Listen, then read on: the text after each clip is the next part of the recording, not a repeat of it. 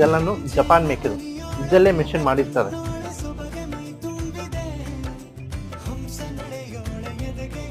ಇದಲ್ಲೇ machine ಮಾಡಿರ್ತಾರೆ. ಆಮೇಲೆ ಇಲ್ಲಿ ನೋಡಿ, ಇದು ರೌಂಡ್ ಬೆಲ್ಟ್ ಅಸೆಂಬ್ಲಿ. ಸೊ ಇದರಿಂದಾನೆ ನಿಮಗೆ ಪೋಚಸ್ ಎಲ್ಲ ಪಟ್ಟಿ ಹೊಡೆದಾದ್ಮೇಲೆ ಕಟ್ ಆಫ್ ಆಗೋದು ಇದರಿಂದಾನೆ, ಟೈಟ್ ಆದ್ಮೇಲೆ. ಸೊ ಇಲ್ಲಿ ಇವಾಗ ಇಲ್ಲಿ ನೀವು ಸೈಡಲ್ಲಿ ನೋಡ್ದೇನೆ ಪ್ಲೇಟ್ ಹಾಕಿರ್ತಾರೆ. ಇದು ಬಂದು ಟೈಮನ್ ಮೇಕ್ ಅಂತ, ಚಾಲಿ ಮೇಕ್ ಅಂತ ನಿಮಗೆ ಇದ್ರಲ್ಲಿ ನೋಡ್ದೇನೆ ನಿಮ್ಗೆ ಗೊತ್ತಾಗುತ್ತೆ.